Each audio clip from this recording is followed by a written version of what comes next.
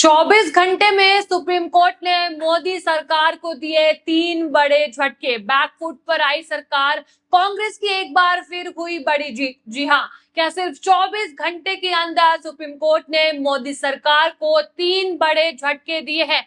क्या कोर्ट की सख्ती से सरकार को बैकफुट पर ला दिया है? क्या सचमुच एक ऐसा फैसला आया जिसमें केंद्र सरकार का आदेश रद्द हो गया है? और क्या छात्रों के प्रदर्शन में कथित पैलेट गन के इस्तेमाल को लेकर भी अब केंद्र सरकार और दिल्ली पुलिस में जवाब मांगा गया है? आज के इस रिपोर्ट में हम 3 मामलों को एक एक करके समझेंगे, जानेंगे कि कोर्ट ने क्या कहा, सरकार का पक्ष क्या है, विपक्ष इसे क्यों बड़ा मुद्दा बना रहा है और अपनी जीत मान रहा है, और आने वाले दिनों में इन मामलों का राजनीति और प्रशासन पर क्या असर पड़ सकता है। तो वीडियो को अंत तक जरूर देखेगा।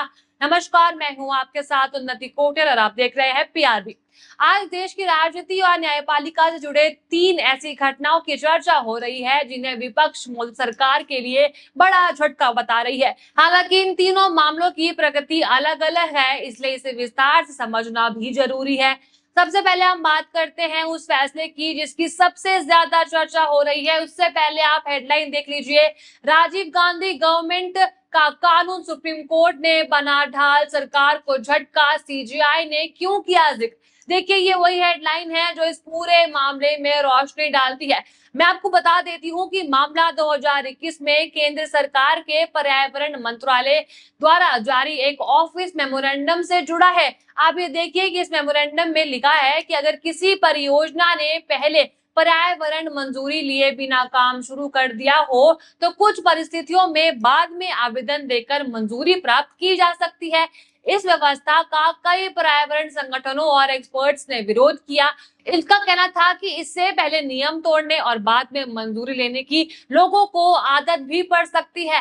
सुप्रीम कोर्ट ने सुनवाई के दौरान कहा कि पर्यावरण मंजूरी का उद्देश्य किसी परियोजना के शुरू होने से पहले उसके प्रभाव का आकलन करना है। कोर्ट ने यह भी कहा कि केवल एक ऑफिस मेमोरेंडम के जरिए स्थायी कानूनी व्यवस्था नहीं बनाई जा सकती है। इसी आधार पर 2021 का ये ऑफिस मेमोरेंडम रद्द कर दिया गया था। यहीं पर 1986 के पर्यावरण संरक्षण अधिनियम का उल्लेख हुआ जिससे भोपाल गैस स्ट्रेटेजी के बाद लागू किया गया था। कोर्ट ने कहा कि यदि भविष्य में किसी विशेष परिस्थितियों के बाद की मंजूरी देने की व्यवस्था बनानी हो तो ये केवल कानून के तहत जारी स्टैट्यूटरी नोटिफिकेशन के जरिए से ही संभव होगी, केवल ऑफिस मेमोरेंडम से नहीं।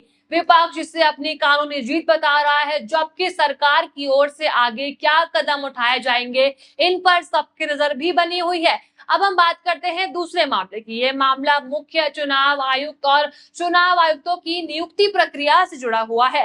देखिए, सुनवाई के दौरान सुप्रीम कोर्ट ने केंद्र सरकार से पूछा कि चयन समिति की संरचना में बदलाव की आवश्यकता क्यों पड़ी। अदालत ने यह भी जानना चाहा कि इस बदलाव का आधार क्या है और इससे चयन प्रक्रिया की निष्पक्षता पर क्या प्रभाव पड़ेगा। ध्यान देने वाली बात यह है कि ये सुनवाई अभी जारी है और अदालत ने केवल सवाल ही पूछे हैं, अंतिम निर्णय अभी आना बाकी है। इसमें विपक्ष का कहना है कि चयन प्रक्रिया पूरी तरह निष्पक्ष और स्वतंत्र होनी चाहिए। वहीं सरकार का पक्ष ये है कि संसद द्वारा बनाए गए कानून के अनुसार नियुक्ति प्रक्रिया तय की गई है। अब देखना ये होगा कि आगे की सुनवाई से सुप्रीम कोर्ट क्या अपनाता है। अब हम बात करते हैं तीसरे मामले की। यह मामला हाल ही में हुए छात्र प्रदर्शन के दौरान कथित रूप से पैलेट गन के इस्तेमाल से जुड़ा हुआ है। देखिए, याचिका में आरोप लगाया गया कि प्रदर्शन के दौरान पैलेट गन का इस्तेमाल हुआ जिससे कई छात्र घायल भी हुए थे। सुनवाई के दौरान सुप्रीम कोर्ट ने दिल्ली पुलिस और संबंधित अधिकारियों से जवाब भी मांगा है। फिलहाल अदालत ने किसी निष्कर्ष पर नहीं पहुंची है। ये केवल प्रारंभिक सुनवाई का हिस्सा है और संबंधित पक्षों से जवाब भी मांग लिया गया है। इसी मुद्दे को लेकर संसद में विपक्ष ने भी सरकार पर निशाना साध दिया है। कांग्रेस अध्यक्ष मल्लिकार्जुन खड़गे ने गृह मंत्री अमित शाह पर राजनीतिक आरोप लगाए और कहा कि छात्रों के साथ हुए घटना की जवाबदेही तय होनी चाहिए। आप उनका ये वीडियो सुनिए। 100 से अधिक छात्र इस एजिटेशन में जो थे वो घायल हो गए और आईसीयू में वेंटिलेटर राम मनोहर लोहिया हॉस्पिटल में पड़े बहुत से। और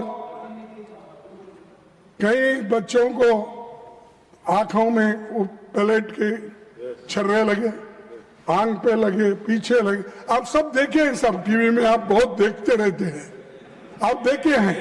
लेकिन ये देखकर हमको तो शर्म आई, उनको शर्म आया कि नहीं मुझे मालूम नहीं। जो मुझे शर्म, सुना आपने, वो कहते हैं कि जो बच्चों पर पैलेट गन चली है वो आप देख सकते हैं, जिन्होंने चलाई है उनको चलाते वक्त शर्म नहीं आई, पर लेकिन मुझको आ गई है। साथ ही वो कहते हैं कि देश सवालों का जवाब चाहता है, अगर गृह मंत्री जवाब नहीं दे सकते तो उन्हें इस्तीफा दे देना चाहिए। अब सबसे बड़ा सवाल ये आता है कि इन तीनों घटनाओं को एक साथ देखा जाए तो राजनीतिक रूप से इनकी चर्चा स्वाभाविक ही है, लेकिन कानूनी दृष्टि से तीनों मामलों की स्थिति अभी अलग अलग है। पहले मामले में कोर्ट ने ऑफिस मेमोरेंडम रद्द किया था, तो दूसरे मामले में अदालत ने सरकार से सवाल पूछे हैं, अंतिम फैसला अभी नहीं आया, और तीसरे में भी केवल जवाब तलब किया गया है और सुनवाई जारी है। यानी तीनों मामलों को एक ही श्रेणी में रखना पूरी तरह सही नहीं होगा, क्योंकि हर मामले की कानूनी स्थिति अलग होती है।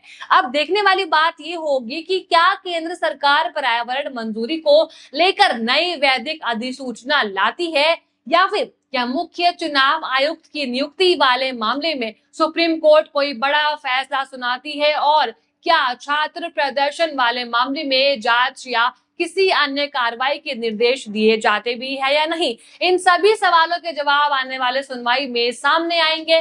फिलहाल राजनीति भी गर्म है और कानूनी बहस भी जारी है। अब सवाल मेरा आपसे है कि क्या आपको लगता है कि इन घटनाओं का आने वाले समय की राजनीति पर बड़ा असर पड़ेगा, या फिर इन मामलों की राजनीतिक रूप से बढ़ा चढ़ाकर पेश किया जा रहा है? आपकी जो भी राय है हमें कमेंट बॉक्स में जरूर बताइएगा, और अगर आपको वीडियो अच्छी लगी हो तो लाइक करें, शेयर करें और बने रहिए PRV के साथ। धन्यवाद।